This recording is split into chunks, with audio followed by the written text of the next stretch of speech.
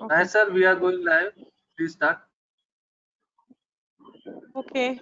Sheetal ma'am, Hi, everyone. now over to you. Yes. Yes. Thank you. Good morning, everyone. Welcome you to the second webinar. This is almost like an extension to the previous one that we had few days ago. And I'm speaking on behalf of SOCHAM as their chair for IPR Council. My name is Sheetal Chopra. I have along with me three eminent panelists. You've met with them in the last webinar also. We have Ravi, Madhusudan, and Sudeshna. They are all from KNS Partners.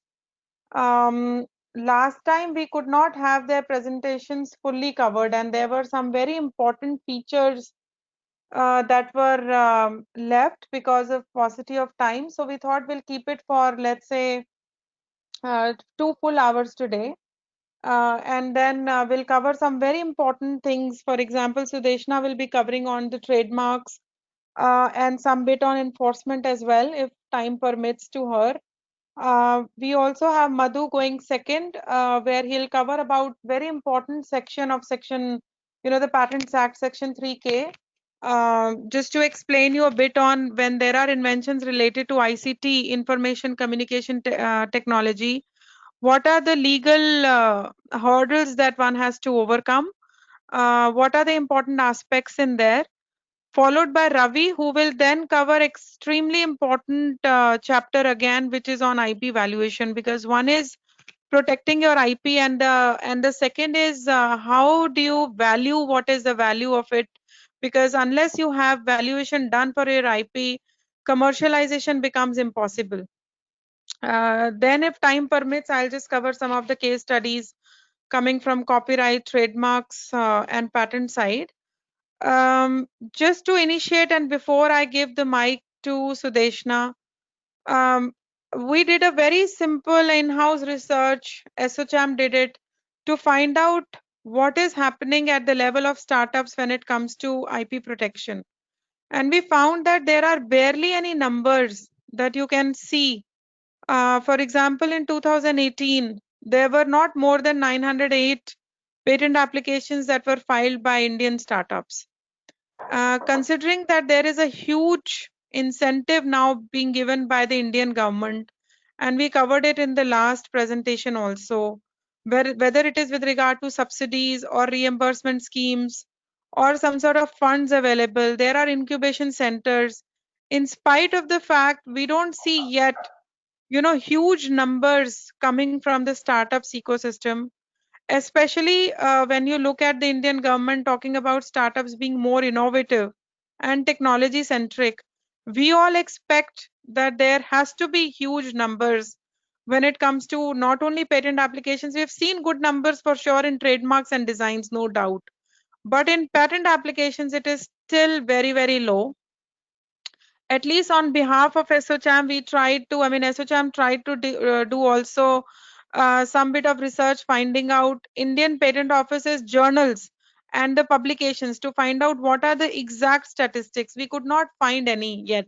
So maybe one of the lawyers here on the panel may, help us know, where do we find those exact numbers? Is there a need to go to the Indian government and check if there are any stats available or not? Also, one more request. We've got excellent number of questions last time, and also we are receiving now. People are finding a lot of trouble with regard to filing of patent applications. They are also finding a lot of trouble in terms of execution of the schemes that have been rolled out by different ministries, by different departments. Do come forward and let us know, because SOCHAM will be more than happy to make a submission, a white paper submission to the Indian government, and see if there is any resolution that can be done. So I think that's it, and we now start with our much awaited presentations. If Sudeshna, you can be given the link to share your presentation, please go ahead.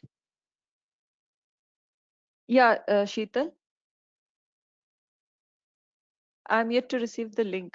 Okay. Okay. It must reach you soon. 1 second. Yeah. So can you all see my screen? Not yet. We can just, yes, now we can. You can see. Okay, great. Yes. Thank you, Sheetal, and thank you, Asucham, for giving us this opportunity once again. So I will be touching upon trademark, issues that a startup may face once they go ahead for trademark registration. Last time there was, a paucity of time and we could not cover the thing. So I'll, start off directly with this trademark. So when we start say intellectual property, what do we mean by intellectual property, and what are the different forms of intellectual property that a startup can protect? So when we refer to intellectual property, it means something that you are using by the you are creating by the use of your mind. It can be an invention, it can be any literary or artistic work, it can be names, symbols, designs, anything that is used in commerce. And and another important thing is like why it is necessary to protect your IP. uh, IP is essential to protect because it creates economic growth. Once you have a legal protection in respect of your IP, there is a further advancement you can think of in enforcing your IP against any third parties, and also the advantage of investment. Now, from this slide, what you can see, you can have a product uh, and the different ways by which you can protect your IP. So the entire, the product that we see here, it's a robo. So that thing, the functionality, it can be protected by patents. The design aspect of it, which is more of an aesthetic aspect, it can be protected by design registration. Now, when we say trademark, it is basically the brand name that you're giving to your product, which is protected by trademark. And copyright, it protects, original literary artistic work. So in this case, it will be the source code or the object code that you can protect by way of copyright. I will quickly go through the trademark flow chart. So once a startup intends to file for a trademark application, these are the steps that a startup has to go through once the application is filed. And today I will be concentrating more on trademark availability search. So once a search is done, and if there is a clearance to go ahead with, you can go ahead and file your trademark application. Now, when an application is filed, you will get an application number from the trademark registry, and that number is a constant number.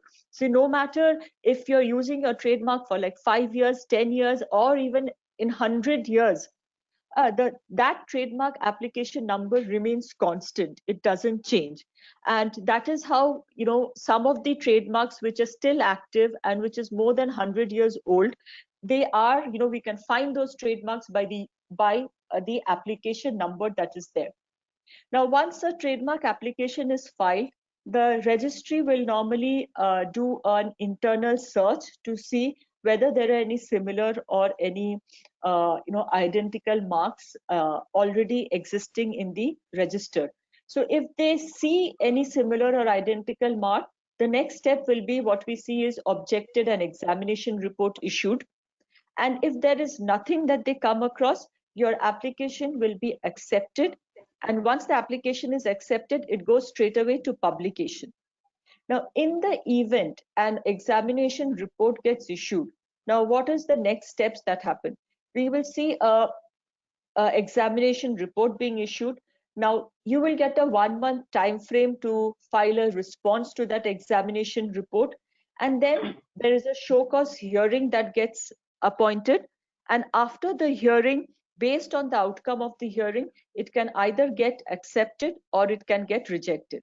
Now, if it gets accepted, the next step will be publication in the journal.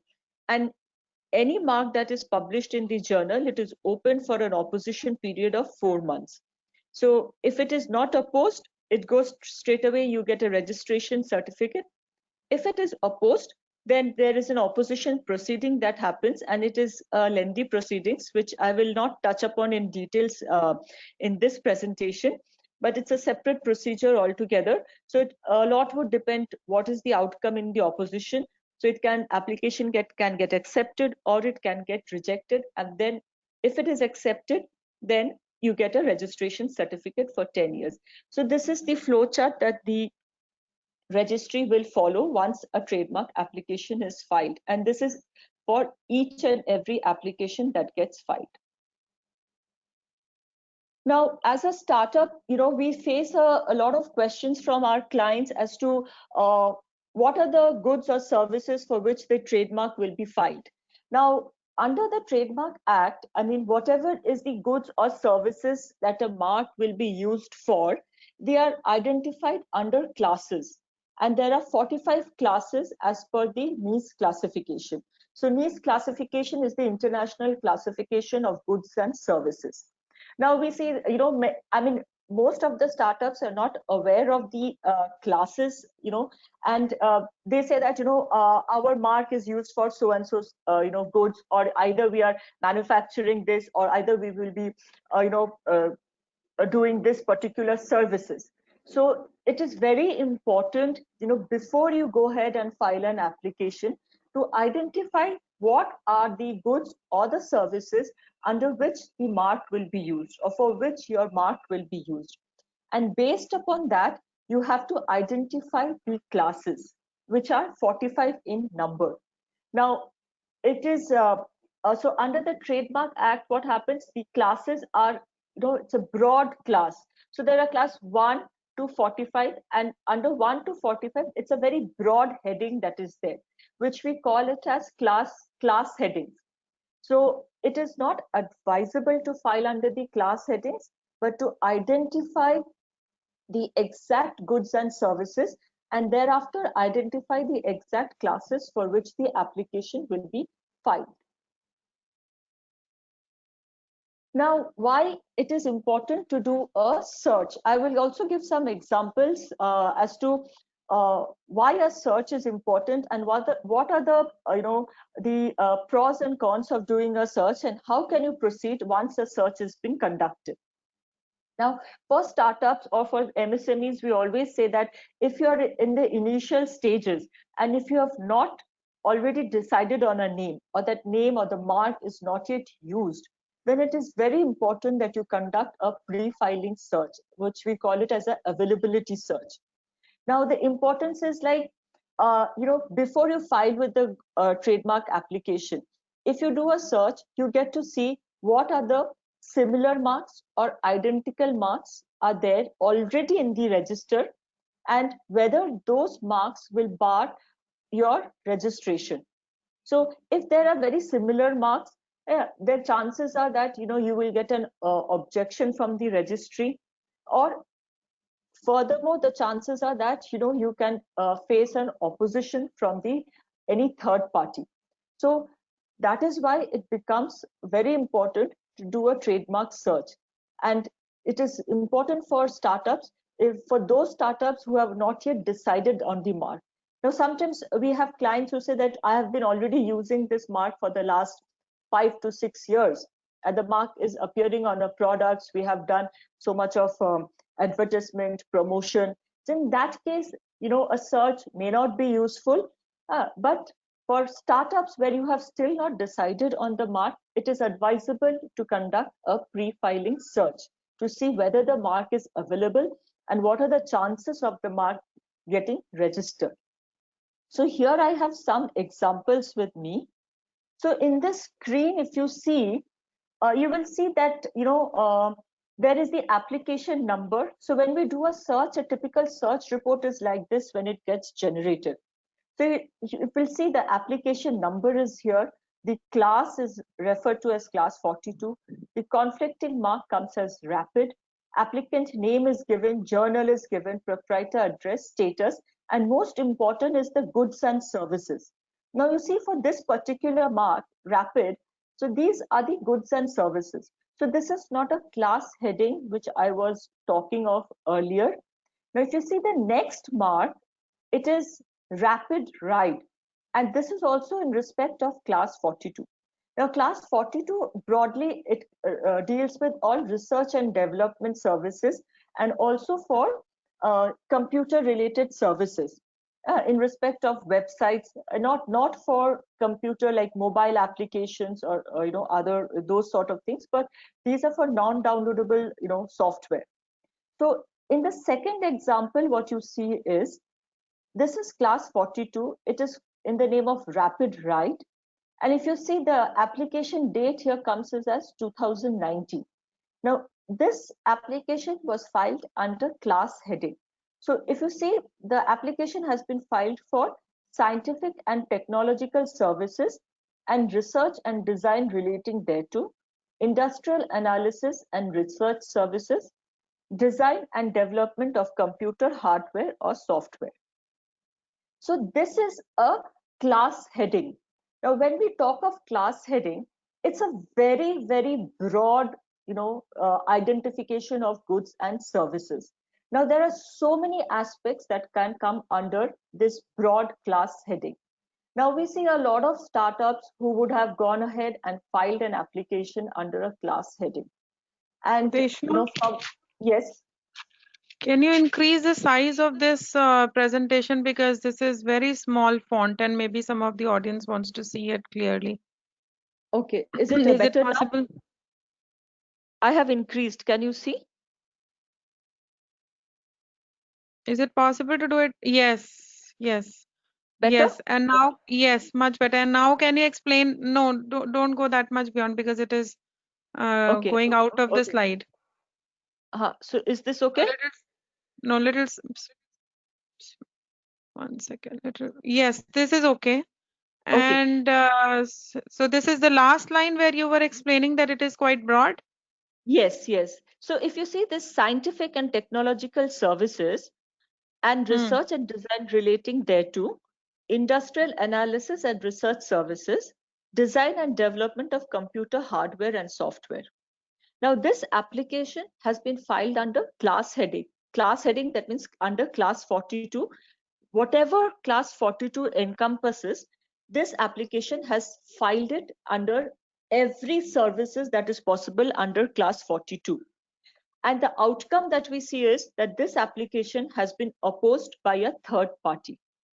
So that's why we can understand, why search is important and why it is very, very important to identify the goods and services. So if you see the previous application, I will just go up.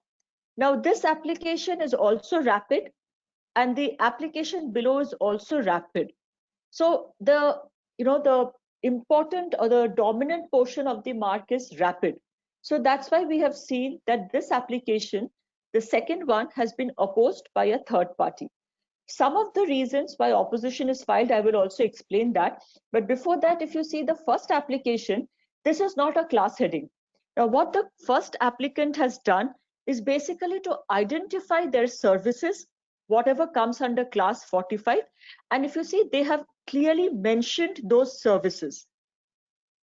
So when you're doing a search or when you're identifying the services that you're going to provide under that particular mark, it is very important to identify the exact goods or exact services. So I will also take another example. So sorry. So this is another example. Just let me know if it's big enough for people to see. I mean, if you all can see it properly. Yes, can see it. Yeah.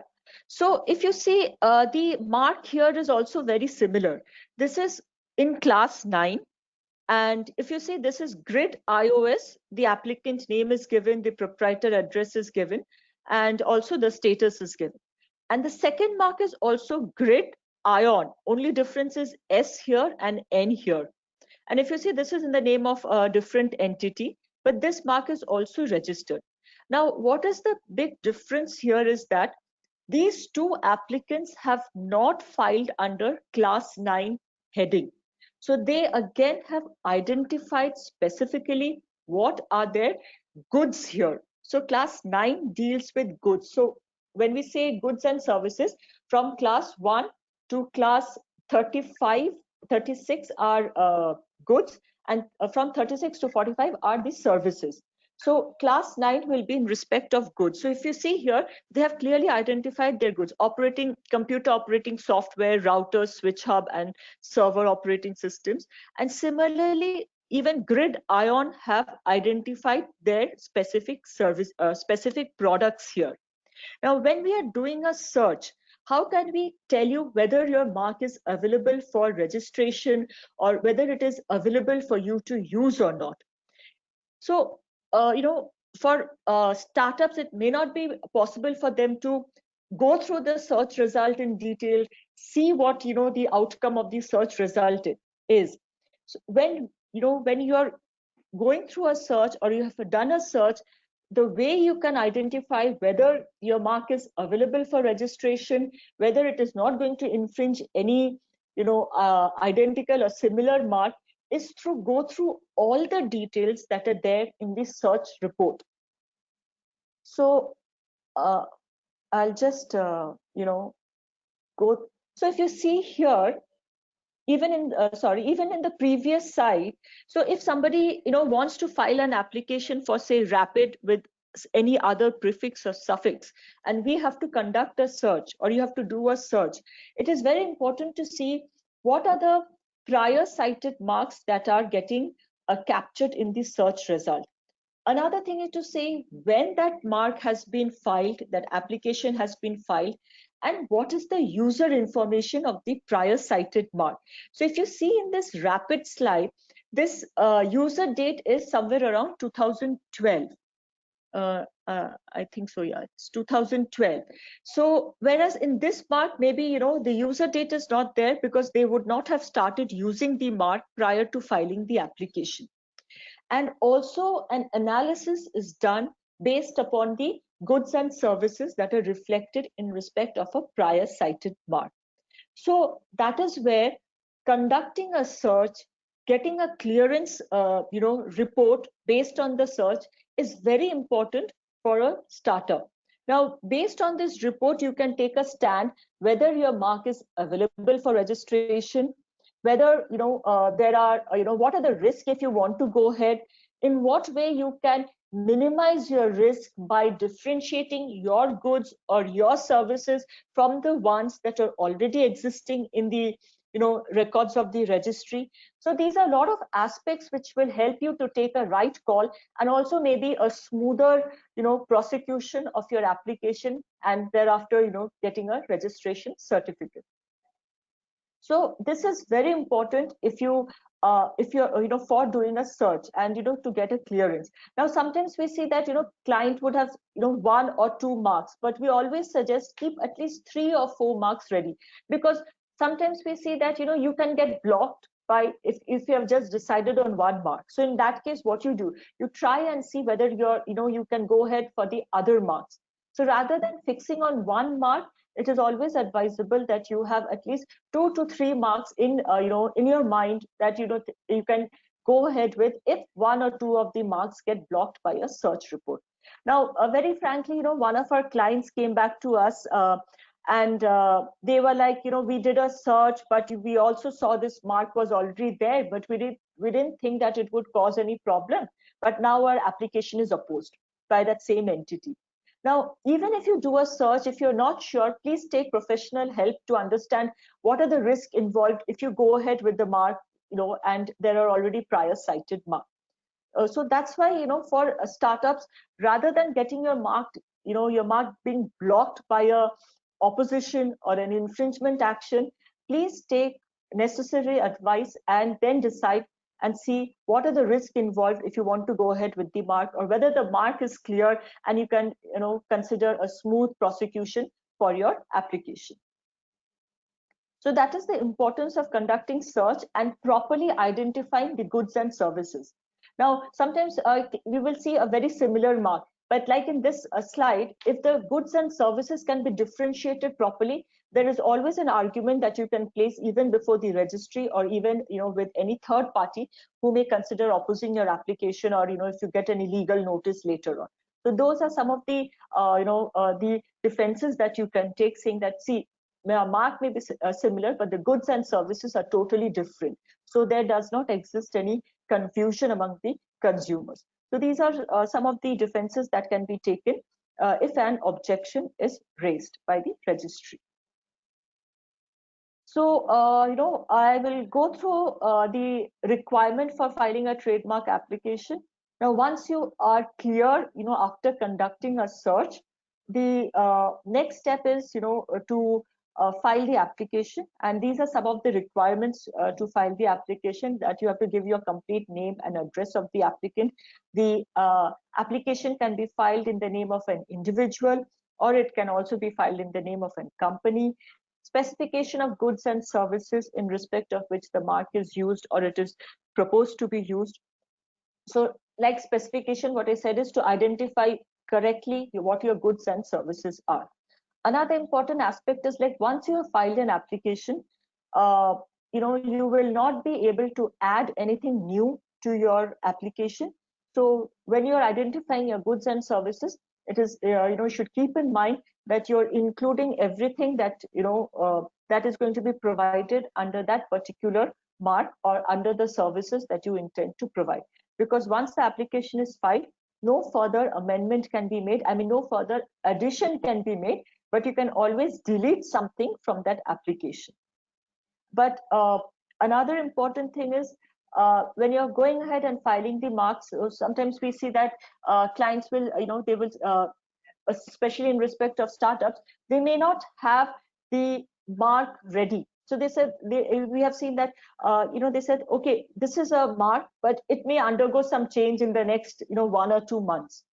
So if it's something like that, where you have not yet finalized your mark, please don't go ahead and file the application. Because once you file it, like I said, there can be no changes done. And if there is any change in the mark in the coming months, then you have to again file a fresh application.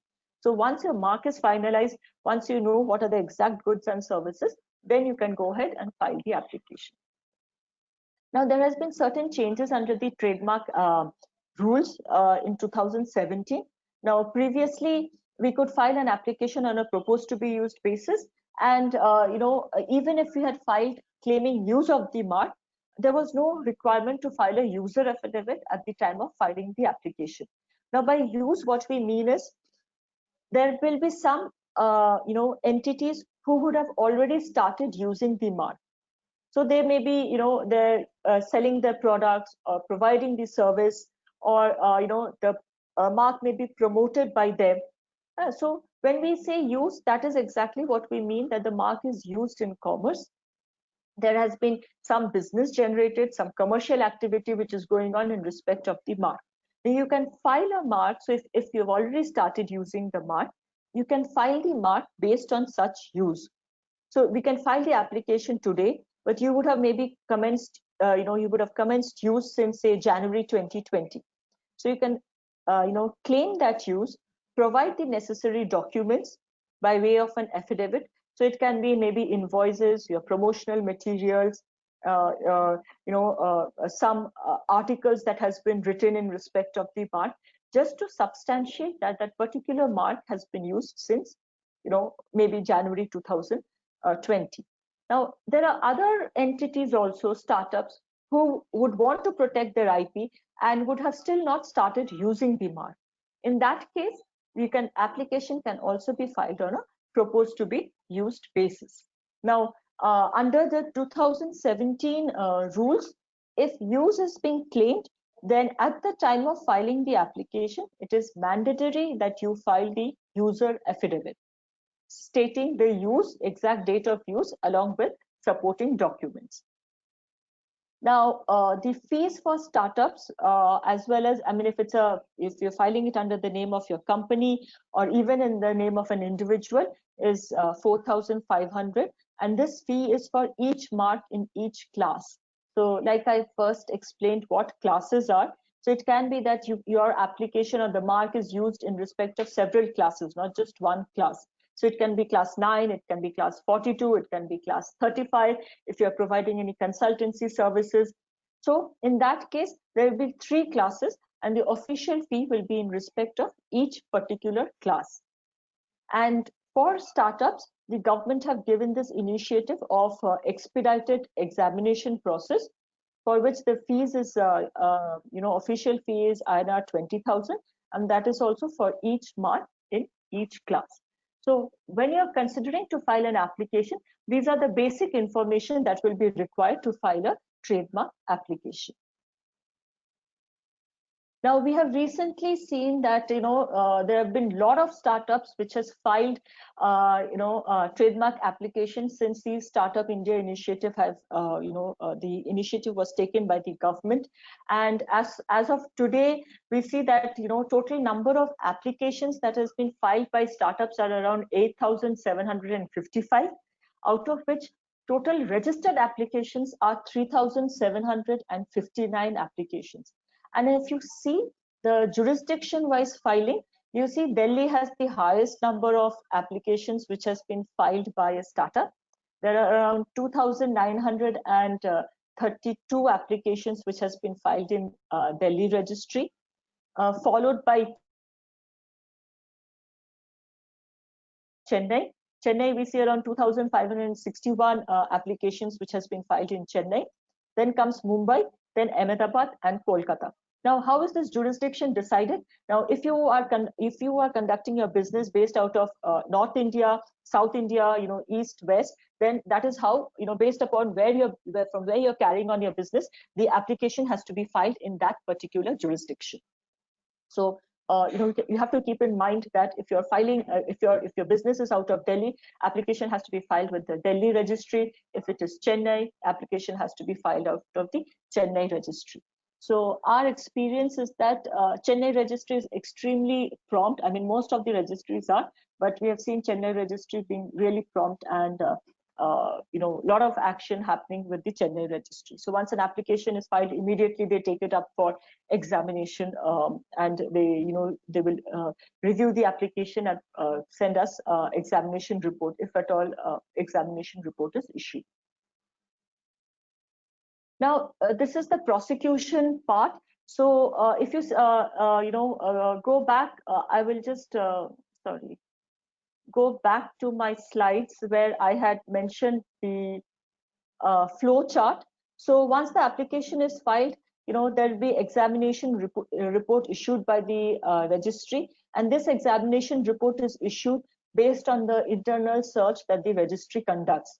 Now, what happens if you have not conducted a search, then you will be not aware of what are the marks that can get reflected in the examination report. But if you have done a pre-filing search, you will be aware that, okay, these are the marks and these are the ways that I can overcome an objection. And if nothing gets reflected in the pre-filing search, then you can be assured that your application will be filed, then accepted, and straight away goes for publication. But a prosecution happens when examination report gets issued. So in the examination report, if the registry sees there are identical marks, similar marks, the chances of overcoming an objection nowadays, it is slightly difficult, because registry is extremely strict if there are very, very similar, or identical marks in respect of identical goods and services. So if they see that, even if you file a response, chances are that you will get objected, or your application can get refused at the hearing stage, which is here at the hearing. So what happens at the hearing is hearing gets appointed only when an examination report is issued, and you have to attend the hearing before the hearing officer of the respective trademark offices, and you have to place your arguments before the hearing officer. Now, nowadays we have seen, like I said, if there is an identical mark and the goods and services are similar to your application, chances are that that application will be refused by the hearing officer. So, again, it goes back to the importance of conducting a pre-filing search and seeing, what are the risks involved. Now, sometimes we have also come across, objections faced at the hearing stage. Now, that all depends upon the arguments that you place. So if a mark is similar, but we can show that, see, our goods or our services is totally different from the marks that are there in the examination report or the prior marks that are existed, the chances are that hearing officer may get convinced and may allow your application to proceed further. That is, once the hearing is done, it will go for advertisement. So what happens once the application gets cleared at the hearing stage? The next stage is your application will get advertised or published in the trademark journal.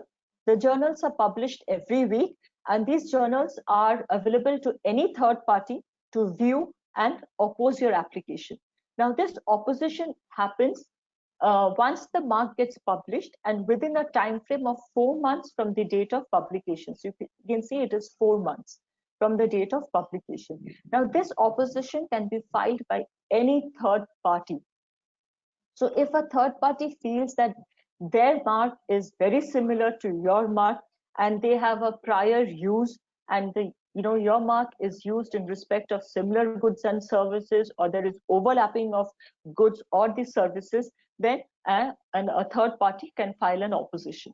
Now, opposition is a long drawn process because a notice of opposition is filed by the third party. If you want to go ahead with the opposition, then you have to file a counter statement within 2 months from the date you receive the notice of opposition. Thereafter, there are evidence stages that take place. So evidence is you have to file evidence showing that your mark is in use or how your mark is different from the other, from the party who has opposed your application. And this evidence is in respect of both the opponent as well as for your application. And thereafter, a hearing gets appointed by the registry.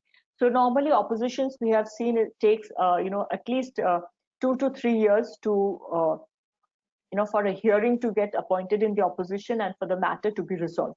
Now, at the hearing, if the registrar feels that, okay, no, the mark is different, the goods are different, and there will not be any confusion among the consumers, then your application will be accepted. If not, your application will be rejected at the opposition stage. So if it gets rejected, it doesn't go for registration. So, and if it gets accepted, the next step is it will go for registration. So this is how a registration certificate looks. So you will see, if I can increase this size. So it deals with the applicant's name will be there, applicant address, the application number, the date, the goods and services, and your mark gets reflected here. And on the other side, it is the renewal certificate. Now, once a trademark is registered, it can be renewed every 10 years. And that is the best part about, how you can build your brand and how, your brand adds to your goodwill and reputation. So we have seen some trademarks are there which are more than 100 years old, and they still continue to be active trademarks.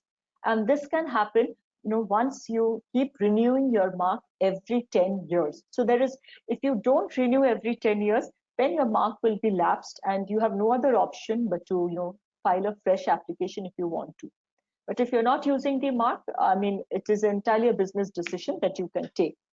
Another very important thing that you have to keep in mind is, even if you're filing an application on a proposed to be used basis, in the sense that if you have not yet started using your mark, now once you get the registration certificate, you have to make sure that you are using the mark within a period of 5 years. Now, if you don't use a mark within a period of 5 years, chances are that any third party can apply for cancellation of your mark on the ground that you don't have any bona fide intention to use your mark. And therefore, you're stopping another third party who really wants to file a application for the similar mark from using their mark. So it's very important that once the application is filed, please start using your mark. Otherwise, it can always get cancelled or revoked by a third party after the mark gets registered. So that is the prosecution process, broadly speaking, the prosecution process for trademark registration. I will quickly touch upon the tips and strategy by which you can protect your trademark. Now, it is very important to, like I said, preserve evidence of use of mark, not only in India, but also internationally. And how you can do, the date your mark was first advertised in any in any journal, in any magazine, any newspaper. Please keep all those information with you, because that shows that and you can substantiate the use of your mark from that particular date, including invoices. So very frankly, we had one of our clients whose mark was used from 1928, and they had actually preserved those documents, and we were able to show before the registry that, see, this mark has been used since 1928, and therefore they have prior rights and superior rights in respect of their particular mark. So it's very important to preserve all these evidence of use, not just in India, but in any other jurisdiction where the mark is being used. Also, record of successful actions that you have taken. So if you have sent any legal notice to any third party or any opposition actions you have taken, those are something that you need to preserve and keep it, so that you can show that you have taken action against a misuser or any infringer. So other things, like I said, is original advertisement of the mark, original brochures, and most important, the earliest brochure, invoices which identify the mark. So it's very important that your invoice should have the mark reflected on it. Otherwise, if it just has the company name and does not have the mark, then it may not be of much value or much use if you want to take any enforcement action against any third parties. Also important is letters of recommendation, awards won, photographs that has been taken, any mention of the mark in any third-party websites, annual reports, then, like I said, unsolicited media publicity, or anywhere. So these are the documents that is very important to preserve and keep, to show the use of the mark. And in fact, when you're taking any enforcement actions or infringement actions, these are of paramount importance to have a successful result. Also important is constant vigil. You need to keep a constant watch in the marketplace to see whether there are any third parties who are using any similar mark or any identical mark in respect of your similar goods and services. So we see a lot of entities who may make small cosmetic changes here and there. But if you have a registration certificate, you have the exclusive right to use your mark, and you can prevent any other person from using a similar or identical mark in respect of similar or identical goods and services. Another important thing is to conduct market surveys on regular intervals. You can take the help of trademark watch services. So what we sometimes we have seen, like I said, the journal gets published every week. So one thing is that for our clients, what we do is we identify any similar marks or identical marks, and then we inform them. You see, this is a mark which is very similar to your mark. Would you want to take an opposition action? Would you want to send any legal notice? So these are the services that you can avail from a trademark watch service. You can file oppositions, you can send cease and desist notice, and you can also issue periodic cautionary notice in newspapers saying that you are the registered proprietor, and any party who is using a similar mark, they are not associated with you in any manner. And also important thing is to register corresponding domain names which is similar to your trademark. So these are some of the IP protections tips and strategies that you can take. It is very important to protect your IP and not just file it and without taking any action, because that is how trademark helps your brand to grow and also adds the goodwill and reputation. For example, some of the oldest trademarks that we have seen in India is like Tata. Though Tata is a name, a person's surname, but because of the extensive use and the well-known and the aspect of the mark, it is one of the well-known marks in India, not just in India. Globally, Tata is taken as a well-known mark. So when we get global reports, very few Indian marks, get into it. But because of the brand value and the way they have protected it and the extensive use of the mark, they appear in most of the reports that we see on the top brands globally. So it's very important that you take proper action and make sure that proper enforcement action is taken, and proper action in respect of protecting your trademark from third parties. Because you another important aspect you have to keep in mind is, like, you may see somebody using it, but you may not take any action. But after 5 years, you think that, oh no, this person has grown using my mark, and now I want to take an action. You will face a lot of hurdles in those cases to actually enforce your rights. The earlier you enforce your rights, the court will also recognize it, and you will get a better result in respect of your mark. So with that, I come to the end of my presentation. Any questions? I'll be happy to take. Yeah, thank you, Sudeshna. I think this was a very extensive presentation, very useful, I believe. And I hope everyone would have got a lot of responses already. I have a few questions for you that I've received from some of the audience. Shall we take it Yes. one by one? Yes, yes. All right. So the first question is, what can we do if the application is objected, is not objected? Or just 1 second, this is not showing full. 1 second. Okay, so it says, what can we do if the application is objected and there is no progress in the status for last 3 years? Yeah, so we have seen, see, like I was saying, the registries become really swift and fast in the last few years.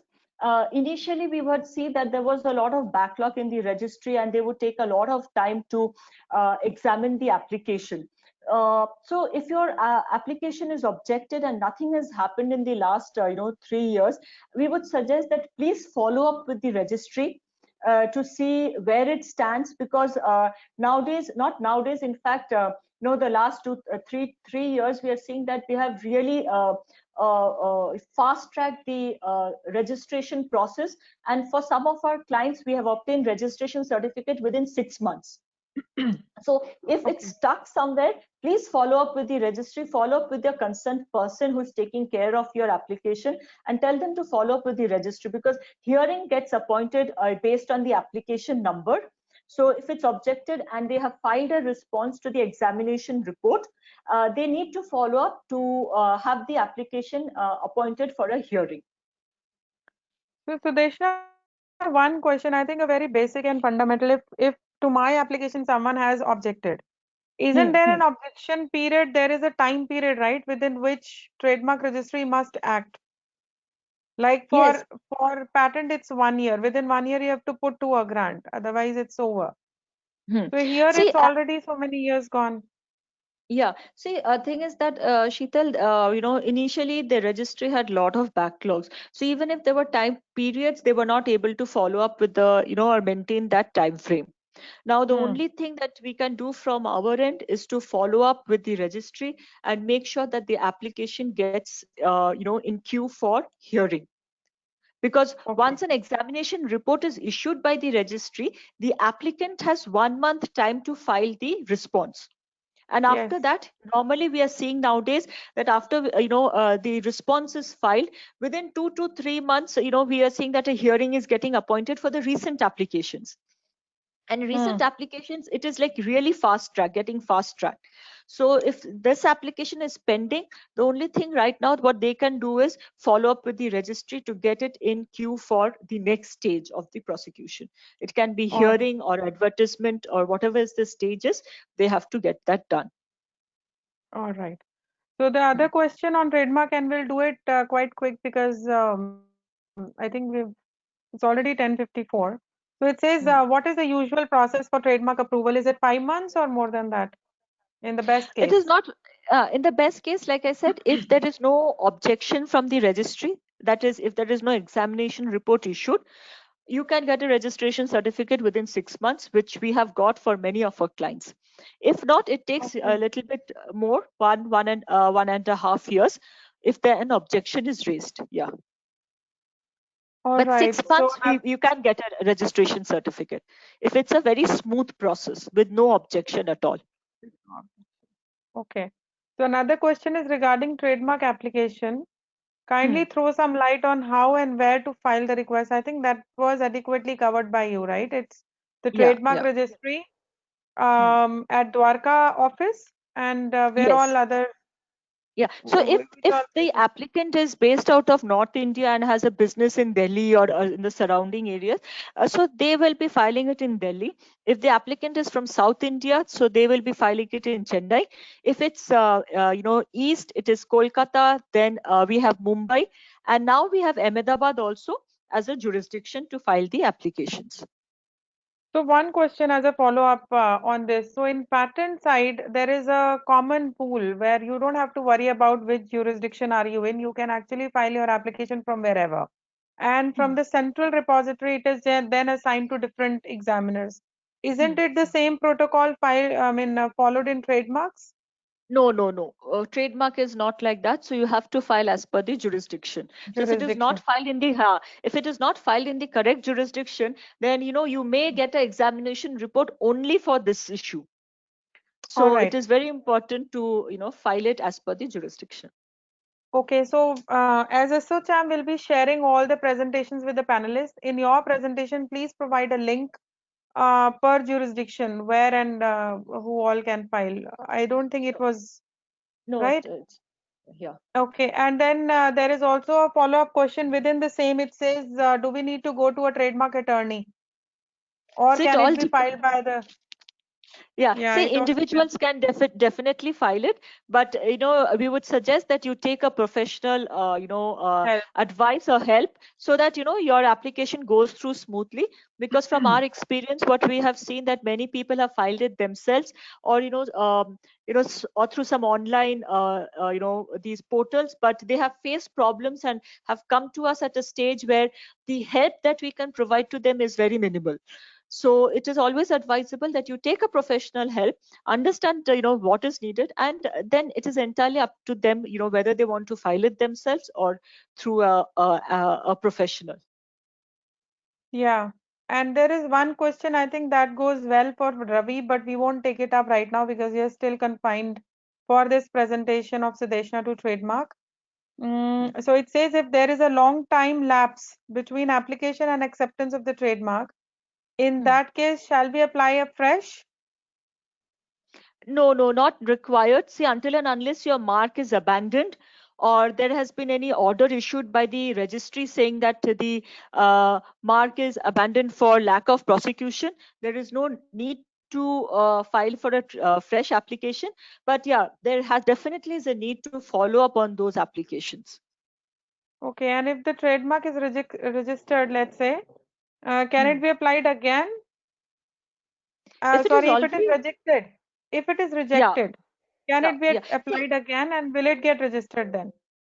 yeah, see, I mean, the thing is that if it is rejected, you have to find out we should know the the reason reason. why it got rejected, so that when you're filing a fresh application, you don't make the same mistakes. Because if you're filing it in the same manner what it was filed earlier, chances are that it will again get rejected. So you need to do away with the mistakes, and then file for a fresh application so that the chances of registration are much higher in that case.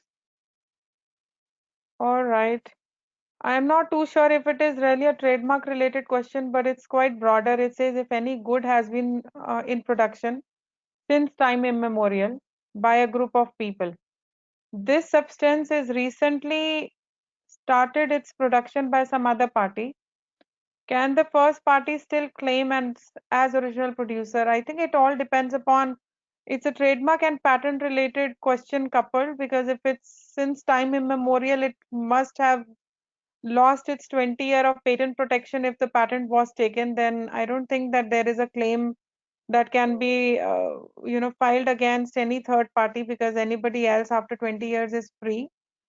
I'm not too sure if it is really a trademark related question because it is more with regard to production of a product.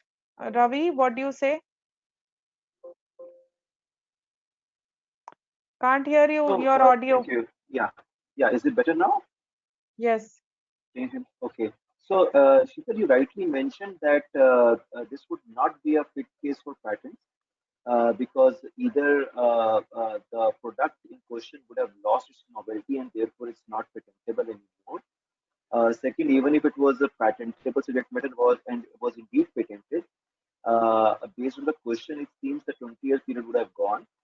It's Not gone, really yeah. fits into the patent scheme of things under patents. But on the maybe on GI, I don't know whether it has any relevance around GI and something that Sudeshna may want to touch upon. Yeah. Yeah, so yeah, I'm not sure what exactly the product that they are mentioning. So if it's a GI related thing, then GI is something which can be taken up by an association as such and not by an individual. And that association has to focus on the growth and of that particular product and in respect of the group of people who will be benefited from that GI. So that is a Okay, very yes. broad way of putting it. Yeah, yeah. Yeah, but I'm not sure you how both much trademark is involved here, but maybe from GI perspective, that is something that very broadly I can say. Yeah. Yeah, I think that has been rightly picked up. Maybe I can request the asker to again rewrite it if it is more with regard to GI. Then I don't think that there is any bar with regard to the time limit like we have in patents. Exactly. Yeah. But you can always identify that whether that group of people have got their GI registered or not. Exactly. Registration makes it a better sense. So let's come back on this question if we receive any Yeah. further. Then we have how can we know that our trademark is copied and what to do with that? I think that's more with regard to keeping an eye in the market or even hiring, some of the law firms Hmm. to keep Yeah, a check on. Yes, go ahead. yeah. I had actually covered that in the tips and strategy. Yes. So basically, you have to keep a market watch, see from the journals whether there are any similar or identical marks which are being registered by any third party. So these are some of the ways you can actually keep a watch in respect of your trademark. Yeah, also I think it gets linked with the domain name because most of the times trademark and domain would look Exactly. completely similar or the same. Yeah. And Yeah. we are Yeah. seeing that there are large number of domain names which are fake, which are actually copy paste of Yeah. someone else's trademark. So Exactly. keeping a check on the domain names because that's more easy to scan your internet and Hmm. see if similar names are emerging and then find out if others have started to use Yeah. that trademark. Yeah. Yeah. So that could be one of the ways. I think Yes. we should close the trademark session because we've got Ravi and Madhu in the queue. Um, because there is another question which says that if someone files an IP for a food product, can competitors copy the ingredients recipe? File That an is not. IP with, yeah, it's not. It also depends upon the whether your food product is under a trade secret, which means there is no IP formally Yeah. registered. But if there is a patent, of course, everything it's a quid pro quo where 20 years of term is given only when you reveal your the process and a product to the public.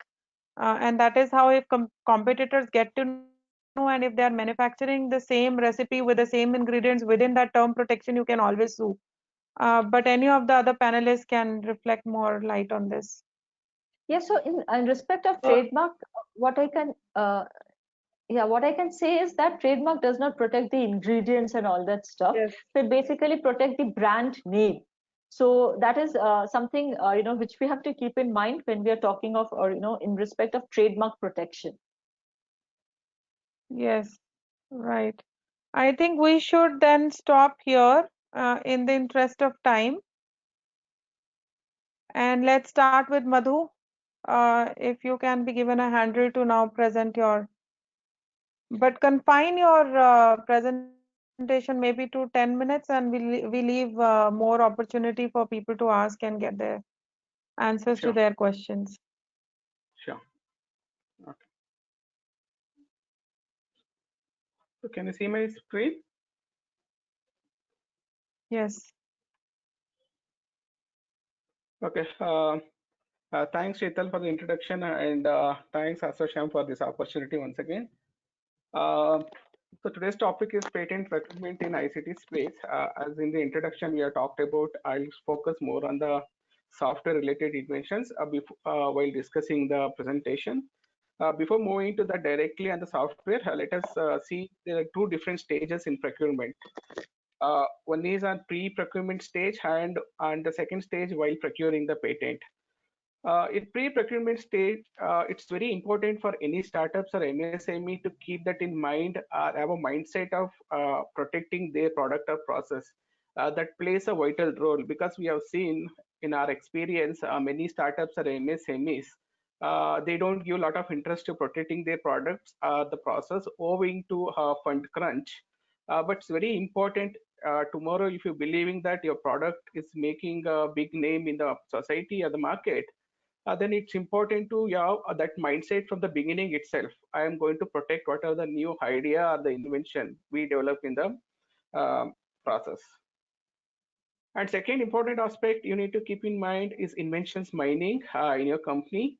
There are various processes we can follow for having invention mining, where you can conduct a hackathon in the firm, in the company, or you can have tools embedded in the firm, or you can have a monthly process where innovators can submit the ideas, or you can conduct IP clinics kind of thing, where you have a discussion with your inventors and identify what is the new thing is floating around in the industry. A third important aspect, not to forget, this is very important, having IP agreement between employer and employee. That is the major problem you have seen in some of the startups, where they don't have IP clause either in the part of the employment agreement or the exclusive IP agreement between the employer employee. What happens in absence of IP agreement? That think a situation where your employee have a good idea in his mind and leaves the company and goes and joins to the competitor for various reasons. In that case, he generally gives out that idea to your competitors. But all the idea you would have developed in the process of employment in that company, earlier company, and that company lose out the opportunity even defend in the future.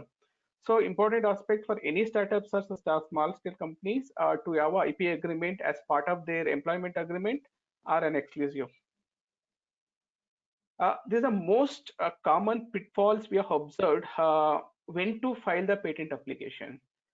Because the startup companies or small companies, they always want to showcase their product as quickly as possible to bring to the product to the market, or have a discussion with venture capitalists, or they want to publish on exhibitions. If they do that without filing the patent application, so they lose the novelty or non-obviousness feature of that invention. So timing is very important when to file the application. So make sure that if you have any inventions in your mind or in your company, and you file the application before doing any of these activities, you're offering for sale or you are done the sale already, publication or exhibition, even publishing your idea in your own website or publishing in one of the conferences, that leads to destroy of novelty. And also type of application. So there are two ways we can go ahead and do it. For example, if your invention is still in the beginning stage and you're not validated your invention or workability of your invention, so you can always select there is an option called provisional application. So you can just, that acts as a placeholder where with a limited information on your invention, you can file the patent application and reserve the right of your invention. So within 1 year from that provisional filing date, you can file the complete application disclosing more information about your invention. So during the procurement stage, as rightly even Sudeshna mentioned, conducting search is very important, be it the trademark or the patent. So even in the patent, we generally suggest to do a prior art search or a patent research to understand where exactly your idea stands, whether such kind of idea has already been published by someone or already has been protected by some third parties, or just to see even there is some idea is already published, can we work around that idea? So that benefit would give if you do the patent research before filing the application. Because you would have spent a lot of money and effort in bringing up the new invention, and you, without conducting such, you go ahead and file the patent application. Down the line, 3 to 4 years, patent office comes back and tells, see, some third party has already filed the same patent application and discloses your invention in that application, then you lose the opportunity to protect your application. So idea is to make sure beforehand you have placed your application in a proper manner. So while drafting application or while protecting, just focus on your competitive advantage. What is that idea you are trying to protect so that you get a stronger protection, broader protection. At the same time, you avoid third parties working around your invention. And striking right balance of quality and quantity of patents are very important. So as a startup, you need to keep this in mind. You have a right size of patents, quality of patent, at the same time quantity as well. So one patent does not sufficient enough to keep you deter from the competitor copying your application. It's also very important whether you just want a patent or enforceable patent. So it's very easy to get a patent, and but it's also at the same time it's very easy to some third party filing the opposition after getting a patent, or moving to the court and revoking your patent. So that's very important when you're trying to get a patent. Make sure that your patent is enforceable at different level, for example, in the court or at the PAB or with any other different forums. Patent is a techno-legal document. This is something we have seen regularly where many people, to avoid the cost, the expenditures, they start drafting their own patent application and they file the patent application. When it reaches to the examining stage, they approach to the IP expert for the opinion. So in that stage, it will be very difficult even for the IP expert to give a broader support, owing to the problem that the patent application wouldn't have drafted in a right proper manner. So patent is always considered a techno-legal document because most of the engineers who develop their invention are purely technical in nature. So, but when you draft a patent application, it turns into techno-legal application. So every application or a patent specification has two major embodiments. One is description, another one is the claim. Claim is where actually we're going to draw a boundary with respect to your product or process, and we also make sure that when a competitor is not able to turn around or build around your idea. So that is very important. So suggestion is to seek IP expert opinion from the beginning itself, so that they can draft a patent which actually sails through very smoothly in the patent prosecution stage. At the same time, if it is opposed, it goes through the court of law as well. So another important aspect, since I'm talking about ICT space, Section 3K. Section 3K is something is artificial exclusion in the Patent Act. Which Section 3K stands for 4 different aspects: mathematical method, business method, computer program per se, and algorithms are not patentable. This is generally notion in all the startups or software companies, or softwares are not patentable. That people need to keep in mind. Sir, patents have been obtained for the software patents as software applications as well from the long time. Been practicing in this field a very long time, and been able to see many software companies for get the patent. What is important aspect when you're drafting the application, some of the terms which you see on the screen, like program, software, financial transaction, equations, needs to be suppressed. So idea is to, when you draft the patent application, showcase more on the technical aspect of invention, and make sure that you showcase some hardware limitation when you're drafting the application. If I want to give an example here, when there is an improvised quality of communication between two user mobiles, then it's important to showcase that you have a user devices and both the sides, and you have a network in between, and you have a server, and you have various processes happening between these two devices. Such kind of application is very easy to sail through. And in order to give the comfort to software industry, patent office has come out with CRI guidelines. The reason we came out to CRI guidelines is there was a huge consistency problem in 4 different patent offices in India. So in order to overcome, we have got the CRI guidelines. Now CRI guideline clearly says, if your invention is technical in nature, and if you are able to demonstrate technical benefit or technical solution for the technical problem, we can get the patent for the software applications. See, these are the 4 stages your patent application goes through: filing, In the filing stage, search and drafting will happen. Then it goes to the prosecution, where patent office examines your application for novelty and industrial applicability and various other formality issues. Once we are able to sail through the prosecution stage, then grant will happen. Once the grant is happens, then you have to maintain your patent application for 20 years. So every year you have to pay the renewal fee. What exactly prosecution means?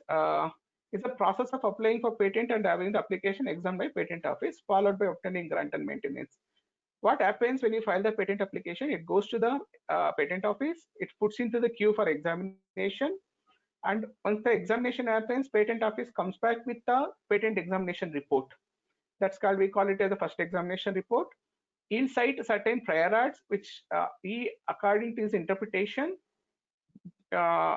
those prior arts would be disclosing your idea, which you are seeking to protect a patent. So we have to go back with a proper response within 6 months from the day you receive the first examination report. With the proper response showcasing what is the difference between your invention vis-a-vis the citations or prior arts, and also highlighting what is the technical benefit you are providing with respect to those citations.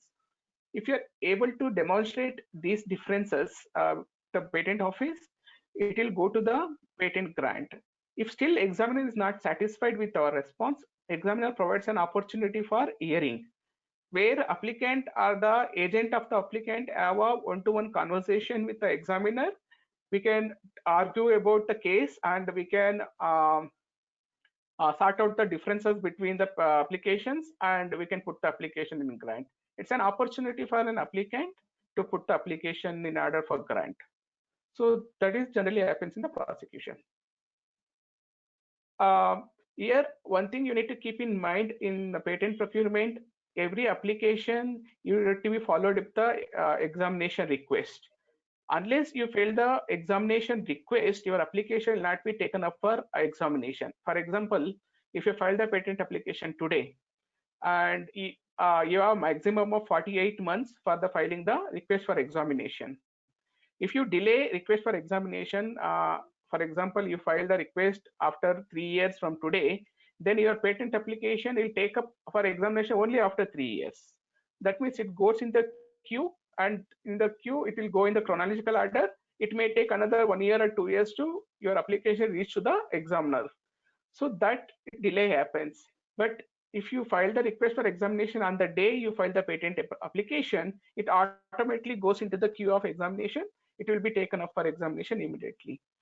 For startup and small companies, there is an option called expedited examination, which is similar to trademark practice, where once you file the expedited examination, your application will be taken up for examination immediately.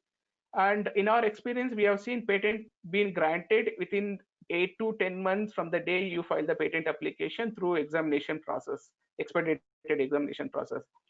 As against ordinary application, it generally takes 3 to 4 years or 4 to 5 years nowadays.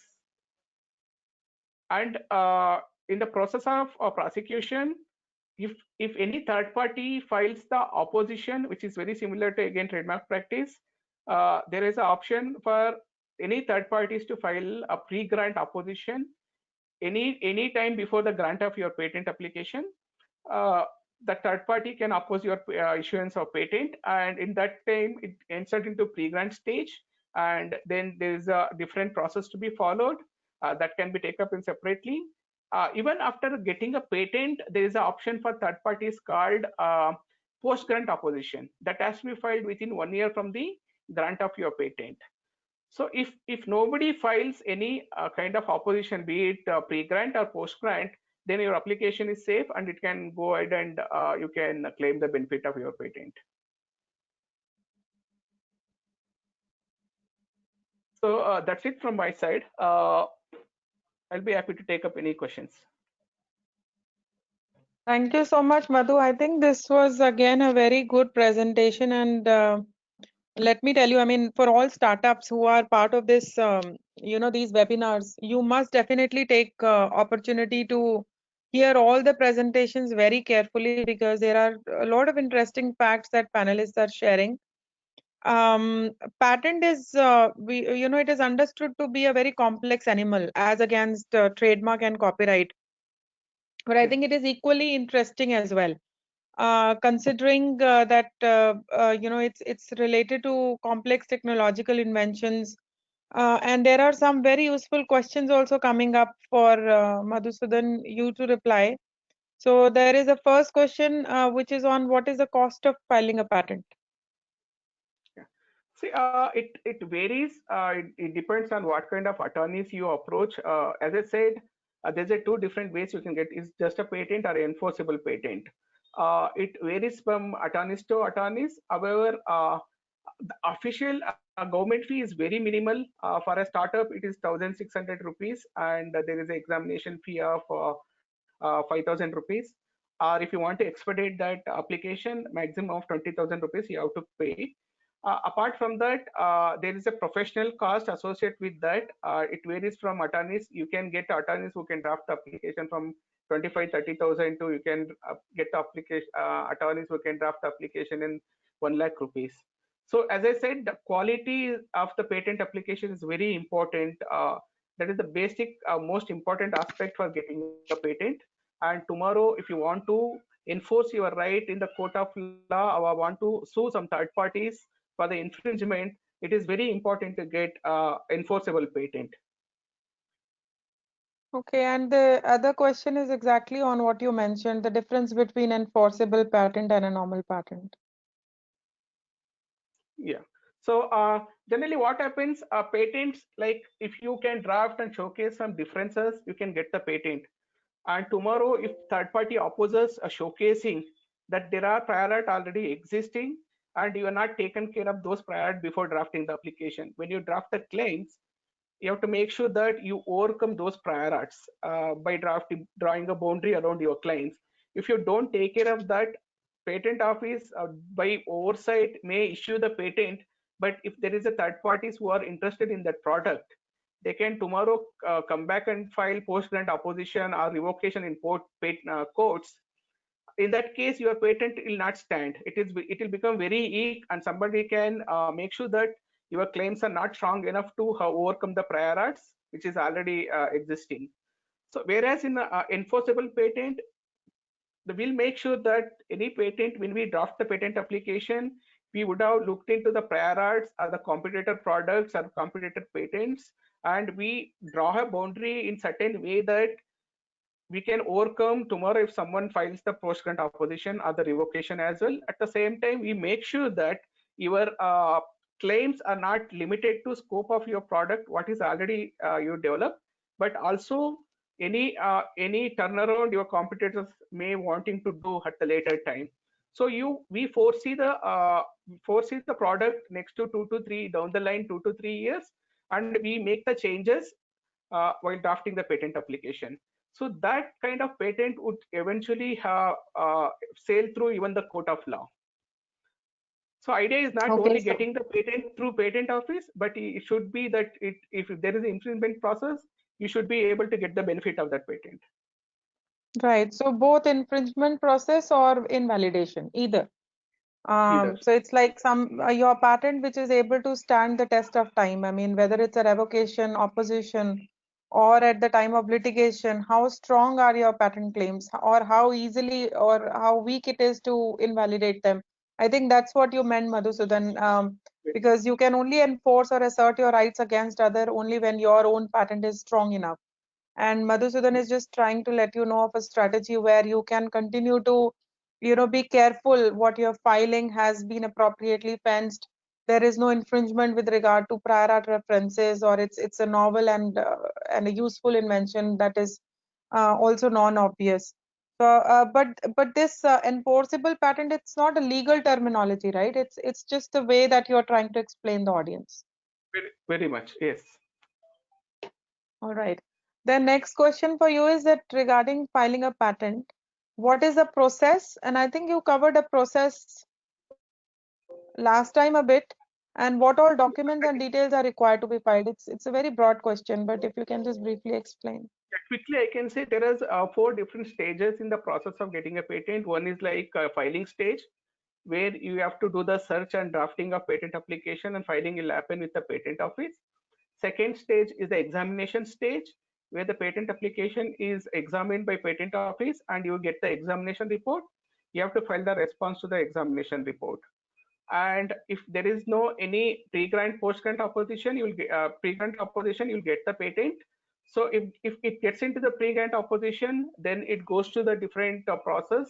Then we have to go and attend the hearing and counter the opposition statements. That is out of your procurement process. So the standard process is filing, examination, a response, and the grant. They are the major four stages you have to sail through. Yeah. Madhusudan, can you do us a favor? When you finalize your presentation that can be shared with all of them, just put a Yes. list of all the documents required in a in a chronological manner. For example, there is a need for power of attorney. When do we need it? There is a form 1, form 2 that needs to be submitted. What time do we need submission of claims, or whether you are a true inventor or not, the kind of affidavit that is required at that time. So do present that in that manner, and maybe it will be useful for others to then see. But I'm Sure. happy that there is a huge participation. We've got more than 400, as I can see. And therefore, we are also receiving a lot of questions. This is a generic question. I think we should take it later. Is it essential the need of prototype device of your idea for filing a patent? It is not required. So if it's the invention is at the conceptual stage, but if you believe that the concept will ultimately at the end of the day you can develop into the product, that is sufficient enough for us. Only thing Right. what we require is how you actually able to implement your idea. Implementation of Right. your idea it needs to be closed. That is sufficient. We don't require any product or a prototype.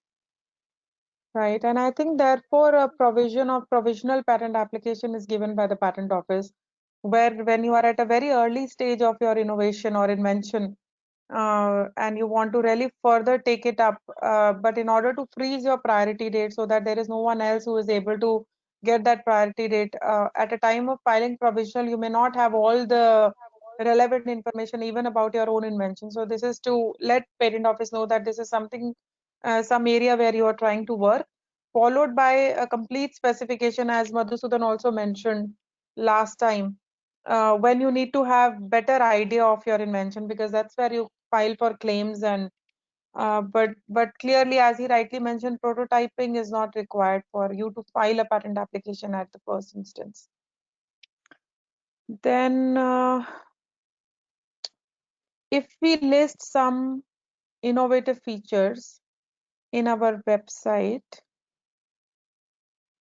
does that nullify opportunity to file the IP for that feature? Now, which IP are you talking about? And I assume you're talking about patent. Then also, I think we have got some grace period of 1 year within the patent statute, that even if you have exhibited or started to use it in a public for experimental purposes, you can later on file the patent application. But Madhusudan, feel free to give better clarity on Yeah. this question. Yeah, regarding listing out the innovative features or inventive features in the website, it all depends how exhaustively you're listed out those inventive features. If some third party reads those innovative features and will be able to understand how you're actually able to develop your invention, by such kind of disclosures, you lose the novelty or inventive aspect. Otherwise, just merely listing out the benefit of your top products are the advantage of your products. Yes. In that case, you're protected your novelty or inventive asset, and you still go ahead and file the patent application. So disclosure here, it's very important to understand. What we mean disclose is if something you disclose which third party can easily practice and develop your invention easily. If you're disclosing that such level, then you're disclosing the idea to the public, but you're not disclosing the implementation aspect. For example, what are the different components of your product, how your components are arranged together, or what are the different steps you have followed to develop the product. If you're not disclose such kind of explanation to the public, then you're safe, and you can still go ahead and file the patent application. This generally we have seen lot of by the professors in the research institute. where generally they would like to disclose the idea to the public and later they approach to file the patent application. It becomes very difficult sometimes because if you see, the grace period is not applicable for all the different situations. Uh, the grace period is applicable only when you disclose your idea in the exhibition which is recognized by the government of India, not in all the exhibitions. For example, you went to some colleges and you disclosed your idea, which is not recognized by government of India, then you will not get the one year grace period. At the same time, if you are disclosing idea for offer for sale, for example, you advertised your product on some catalogs or in the website, even that kind of disclosure are not considered for the grace period. So even the grace period as a limited application, we have to be very careful when you're seeking for a grace period. Uh, Having said that, just make sure that irrespective of that, a grace period, idea is to protect your invention by at least filing a provisional application as quickly as possible. Then start going ahead discussing or disclosing your idea. Yeah. And next question is with regard to what we just spoke very briefly, how to validate a true and first inventor among all inventors mentioned in the application, being a patent agent. Now, I didn't understand the last three words, being a patent agent. But anybody who has been listed as an inventor is true and the first inventor, unless someone comes and challenges that. But Madhusudan, please explain it a bit more. Say true and first inventors here, actually you need to keep this also in mind. People who actually contributed in developing the invention. So they Yes. all fall under the true and first inventors.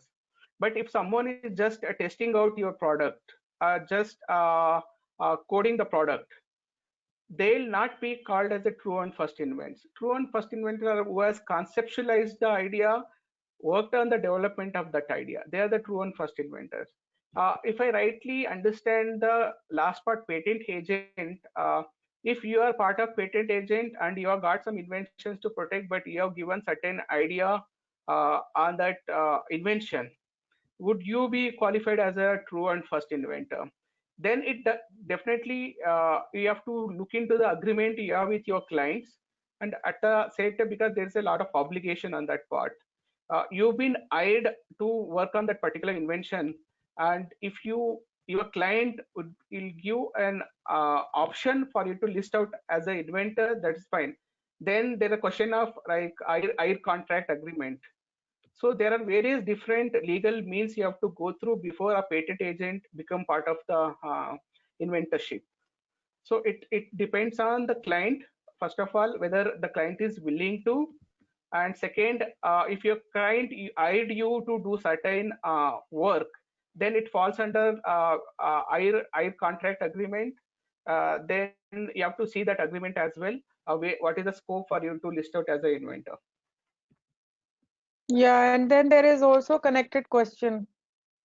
It says how to find out who is true and first inventor in the list of inventors in the patent publication. And as Madhusudan rightly mentioned, see, generally, if anybody who is filing for a patent application, even if it's 153 inventors listed in that patent application, all are considered to be true and first unless there is a challenge that so and so is not the one or so and so is not the right one custodian.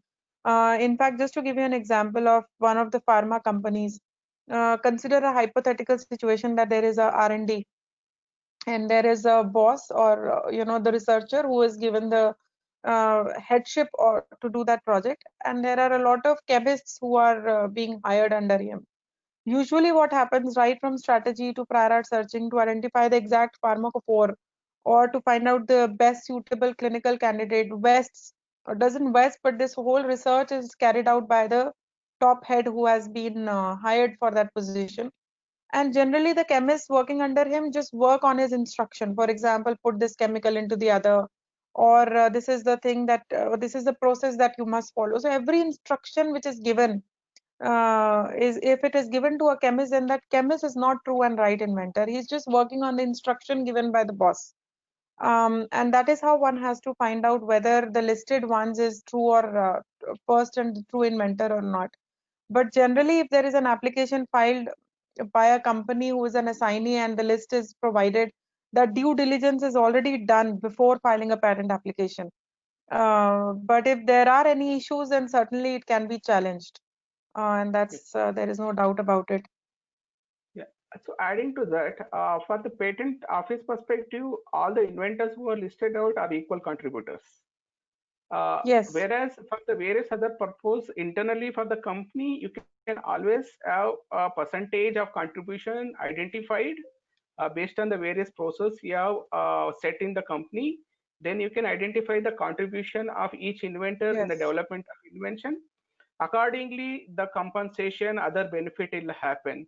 So it's purely internal affairs. Yeah.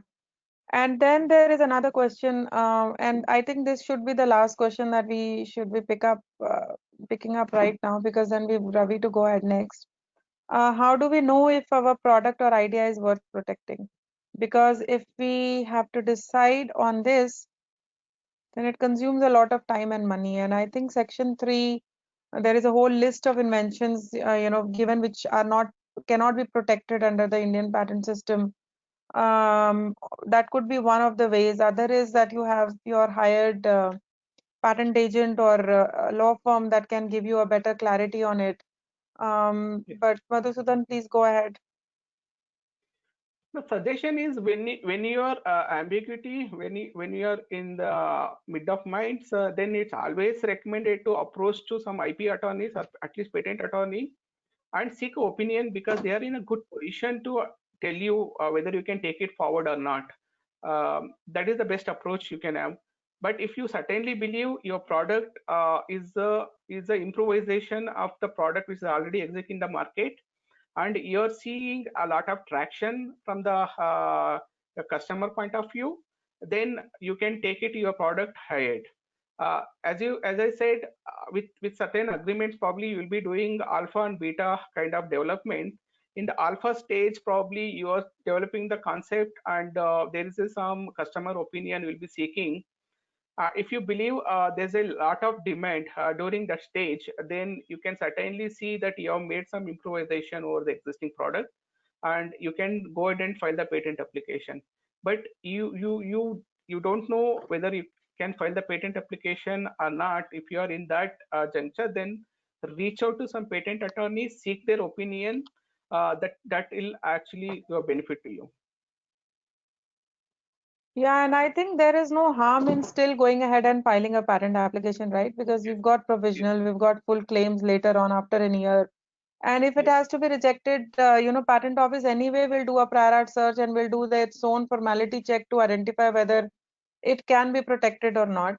Plus, protection is a very subjective issue. What country are you talking about? Is it India or is it US or Europe? And if you're a cosmopolitan, you're a company that is filing largely in other countries also, you should anyway not worry. Because in India, there is Section 3, there are similar provisions in other countries, and subject matter protection may change, to an extent, like we have Section 3D, 3K here, but it's not the problem in any other country. So I think, even still filing an application when there is an ambiguity shouldn't matter much if other countries are also of prime importance for you to seek a protection. Idea is you should not lose out the opportunity at later, because Yes. you realize that when you take the product to the market and there's a huge demand, or you got the success of the product, then you lost the opportunity to protect your idea. That means you are given Yes. freely to the public to practice your idea. So make sure that you file Exactly. the application irrespective of you get a patent or not tomorrow.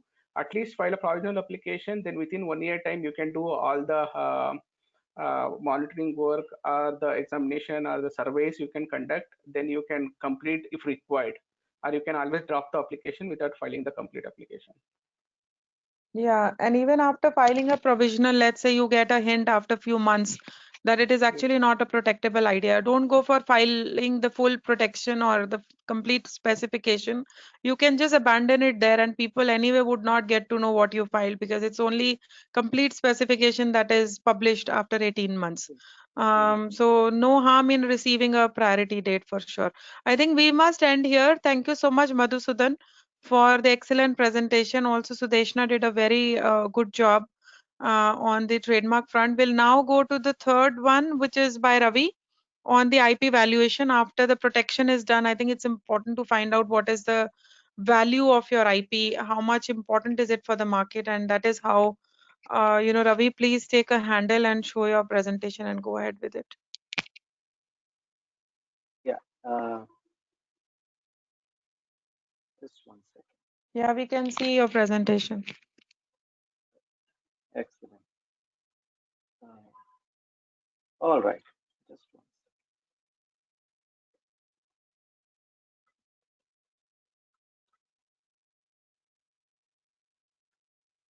All right. So based on Madhu's presentation, you all notice that once you are able to find out whether your idea is patentable or not, then go ahead and file your patent application.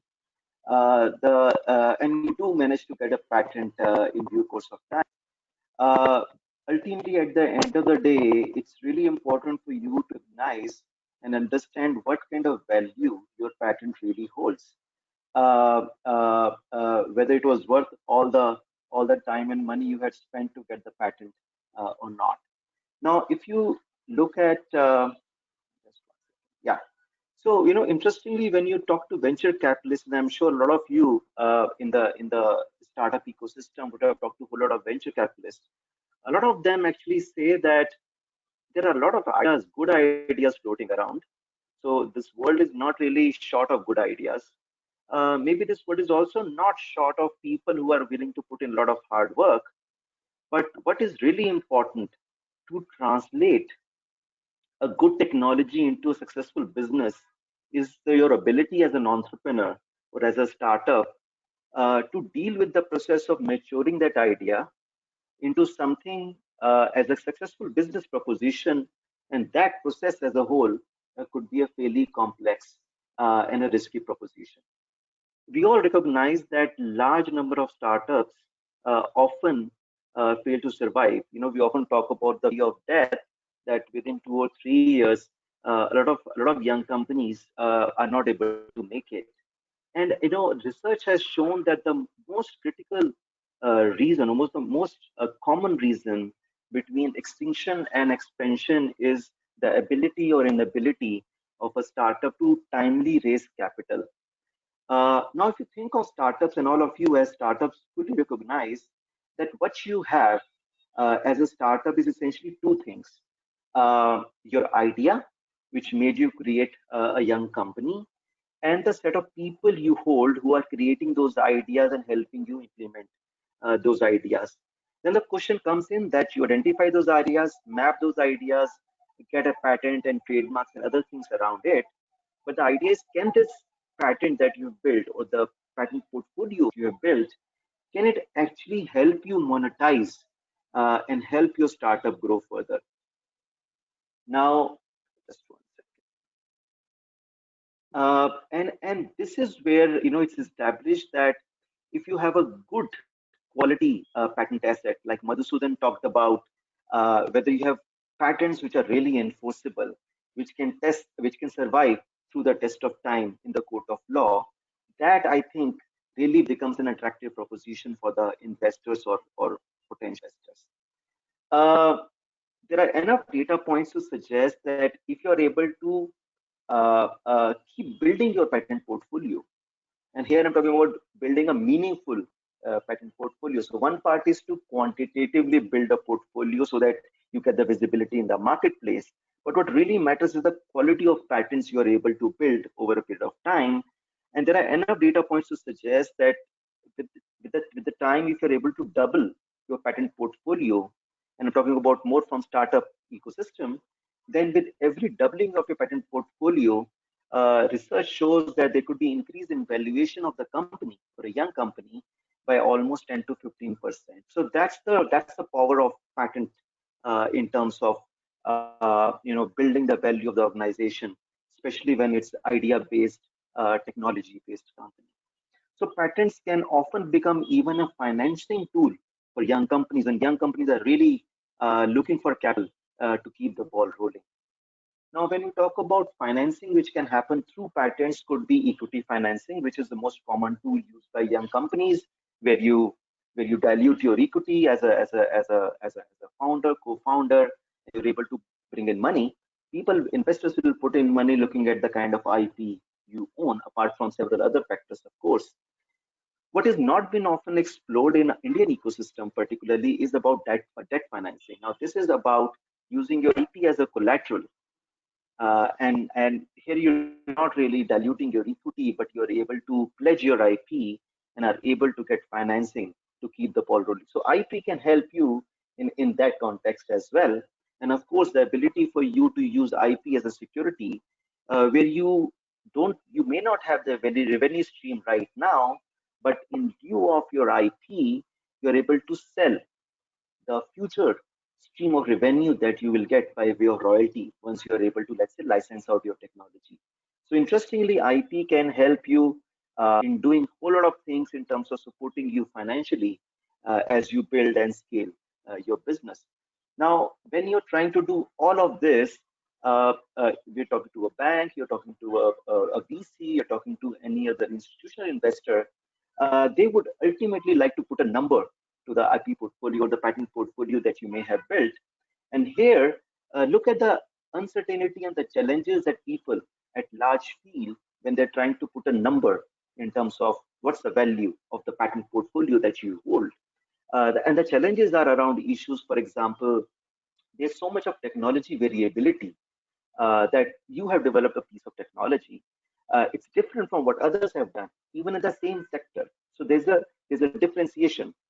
So you often, for valuation, need a reference point, and then you say, okay, vis-a-vis that piece of technology, you are adding more value, and hence your IP has certain X kind of value, which is more than what was already known for a competing technology, which was developed, let's say, 2 years back. So unless you have a reference point, it becomes difficult because of the variability of the technologies in question. Market size, we don't know. Today, when you have an idea, or even if you have prototype, you get a patent in your pocket. You might be interested in US as a market, but whether you will be able to make it to the US market or not. You're looking at India as a big market, but how is the regulatory environment for you to get a good value or able to sell the product in the marketplace? So these are the kind of uncertainty you have to deal with when you're trying to do a patent valuation exercise. Again, the aspect around legal viability, which Madhu briefly touched upon, that you may get a patent, but it has to be, at the end of the day, a meaningful, high quality, in a way, enforceable patent, which can deal with any kind of challenge that it may face in the court of law. So these are some of the challenges that we often face. We look at valuation of patents. Now, having said that, over a period of time, financial and the legal communities have developed certain kind of methodologies which are commonly used. Some are bucketed as quantitative methodologies like cost method, market method, income method. And the other are more like qualitative analysis, where you do a bit of a SWOT analysis. What is really becoming most common is the hybrid approach, where you do a mix of qualitative and quantitative methodologies and try to arrive at some number which is realistic and workable. Now, when you talk about valuation regarding the cost-based approach for valuation, here the model is that how much it will cost you to replace technology X with an equivalent technology Y. That cost of replacement, or how much money you spend to develop a piece of technology, that becomes a reference point for you to arrive at what is the value of that IP. Now, this is one way of doing it, but the challenge is that this methodology does not take into consideration what are the market opportunities, what kind of revenue stream you can have, and what is the market size and things like that. So there are limitations. While it's again a commonly used methodology, but it has its own set of limitations.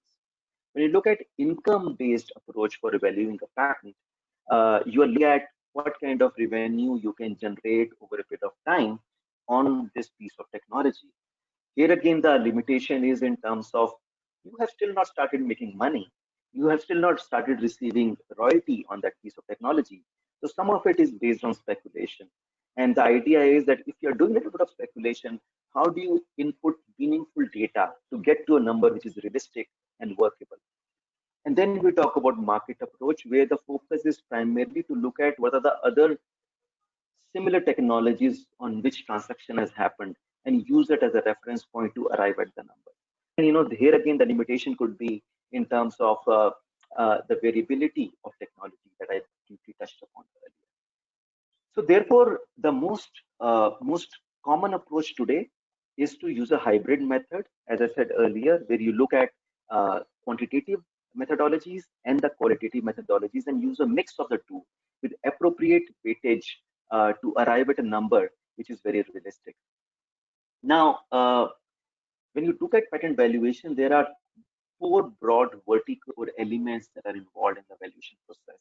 One is the technology per se, how strong the technology is, what all goes into to build that piece of technology and things like that.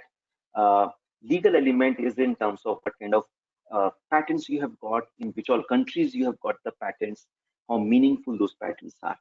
Business is about market, size of the market, geographies, and linked to legal is in terms of in which all markets you have got the patent, when was the patent granted, for how long the patent will be in force, and things like that.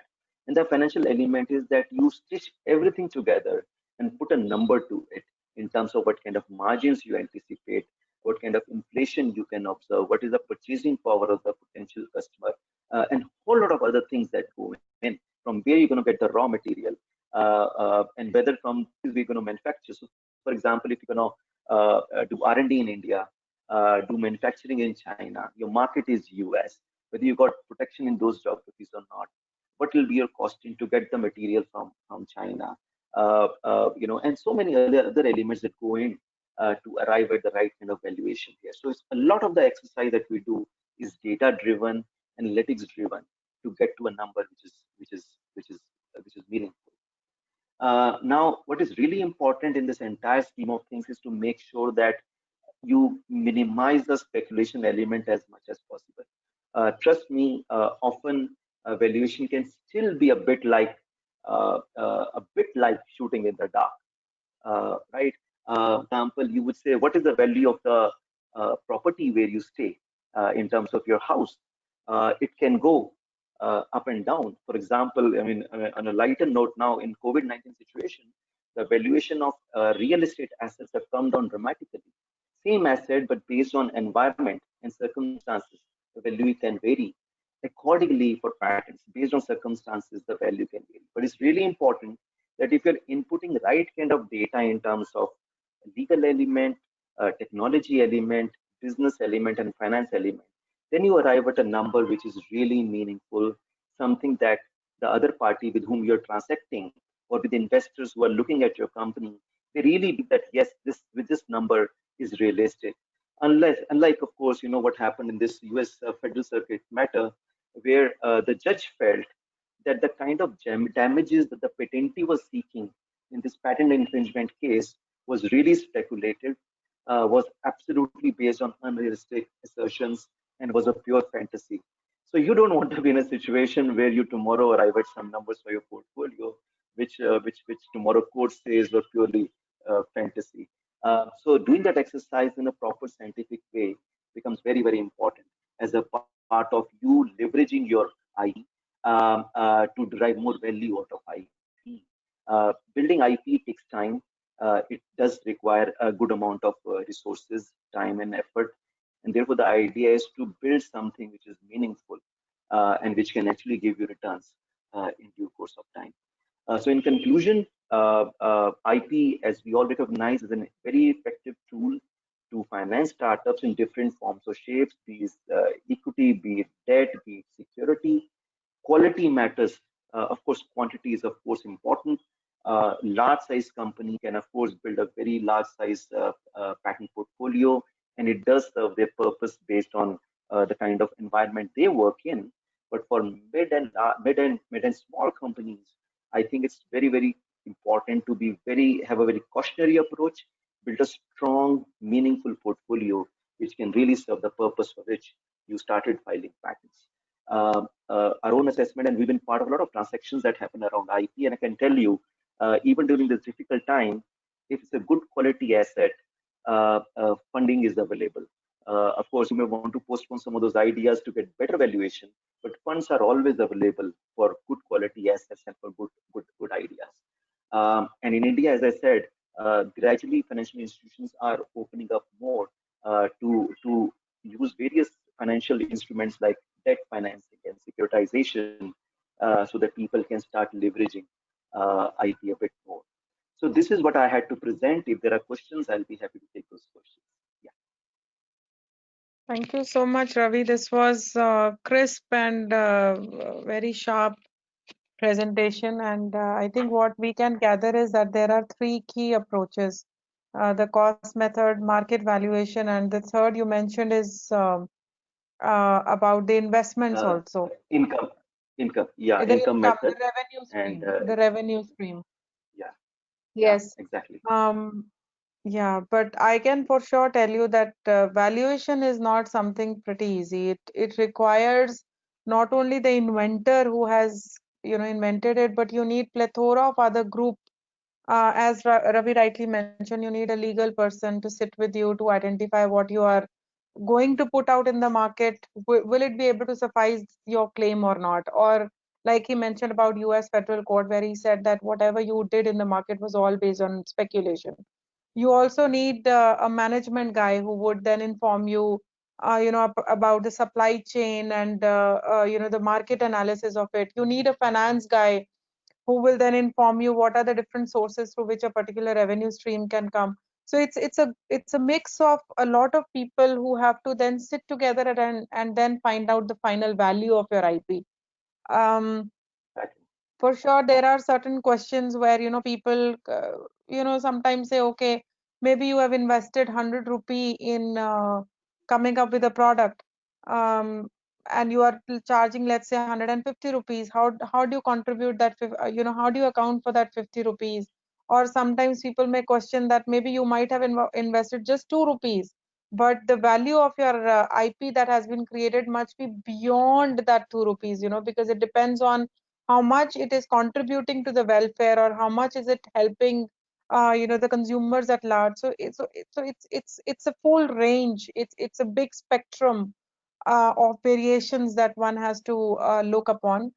Let us just pick up some of the questions. We have only 3 minutes left, and I won't be able to cover up my presentation where I try to pick up some of the live cases from trademark, copyright, and patent. Maybe we do it in the next session.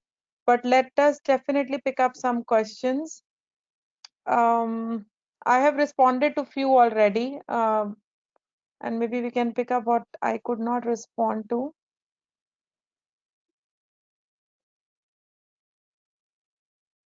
There is a huge. It's so difficult to find out which one are the right ones. So, like, there was one question, not really on patent valuation, Ravi, but he mentioned about would patent that is granted in US hold good for India, and I said that it is more territorial in nature. If you were to assert your IP in any country, you must have a granted patent over there. Okay, so he mentioned this. Okay, there is another question which is very broad. Main IP challenges in digital economy. If Ravi, you want to pick this up. I mean, while it is very broad, when we talk about this digital economy, you're talking about, let's say, a whole lot of products that may come up. You will see a lot of similarities in products. So, for example, a whole lot of people are talking, for example, of developing products very similar to let's say, Zoom. So, for example, if you think in this direction, you can have one whole lot of new innovation happening, but you can also see challenges in terms of infringement. So, for example, if innovators are developing something new, I think it's imperative to be careful, look at the kind of portfolio, patent portfolio, IP portfolio other competing players have already built, and see to it you don't end up infringing their patents. So that's one element that you have to be careful about. Now there are other elements could be in terms of the tech space. So in financial technology, we are seeing a whole lot of innovations happening, but then there are challenges in terms of security issues that one has to be careful about. Then there are issues in terms of whole lot of personal data sitting on all these new kind of tracking tools, especially that we are seeing during the COVID times. And then the allied issues to IP is about data protection in terms of, especially in India, when you don't have the trade secret laws, you are essentially protected by way of your contract or by way of your conduct. And therefore, while there's a lot of discussion about developing data protection law, and as some of you probably already know that we have this bill sitting in the parliament, which has been referred to a committee for the comments. But I think we have data protection law in place that will give a lot of confidence in this new environment of digital economy that we operate in, because a lot of data will be available online. And the issue is that even with the best of security systems that you may have, online security systems, you would see issues of data theft. And unless you have a proper focused legislation around data protection, there could be abuse of data around. So I think these are some of the things that I think government is already working on. But I think these are some of the elements I can think of right now. Yeah, very well said. And also with artificial intelligence as another new area coming up with, there are certainly issues as to who is the inventor. Is it the machine, depending on how much intelligent the machine has become, how quickly or how independently is that machine able to take the decision? There are also issues with regard to enablement, because when machine does an invention, there is a huge algorithm that runs within it, which no one knows. And patent is more about quid pro quo, where you actually disclose everything. So there are a lot of legal questions around that area when it comes to artificial intelligence. I think this gives us a good indication that, yeah, maybe we need something on AI, digital economy, specifically as a separate webinar, to then couple it with the IP valuation, because in that case, valuation will be completely different. And it's a new Absolutely. thing just coming up for all of us. Absolutely. I Just think to we take that must call it a point day, and further. thank you so much. Yeah, go Okay. ahead. No, go ahead, Ravi. No, just one light point was, for example, you talked about AI and how system or machine can be an inventor. As some of you would have read that about 2 months back, we had the judgment from a US court where one of the inventors was listed as a machine, as an inventor, and the court held that at least under the US law, it has to be a natural person who can be an inventor. A machine cannot be an inventor. The wording of the Indian patent law is Yeah. also somewhat similar. Of course, courts in India have not tested this issue, but I'll not be surprised if in the next 1 or 2 years our courts may actually see this issue. And the allied interesting issue, Sheetal, is that what if a machine infringes somebody else's rights? Who Yeah. will be liable for that infringement? So those are some very interesting things Yes. that can be debated in some of the future sessions. Yeah. Yes, yes. Thank you so much. I think also coupled with the fact that whether law is following technology or technology is following the law. I mean, both have to go hand in hand. And, the definition of inventorship is age old, and maybe we need now to relook into the patent statutes and see what is beneficial for all. So I think with this, let's call it a day. Thank you so much to all the panelists and Ministry of MSME for giving ASSOCHAM this opportunity to conduct live sessions. And we'll come back again after maybe 10 days. The dates will be announced to you soon, but you'll definitely hear a lot more from other panelists too. So keep an eye on that. Thank you so much. Bye and have a nice day. Thank you so much. Thank you. Thank you. Thanks.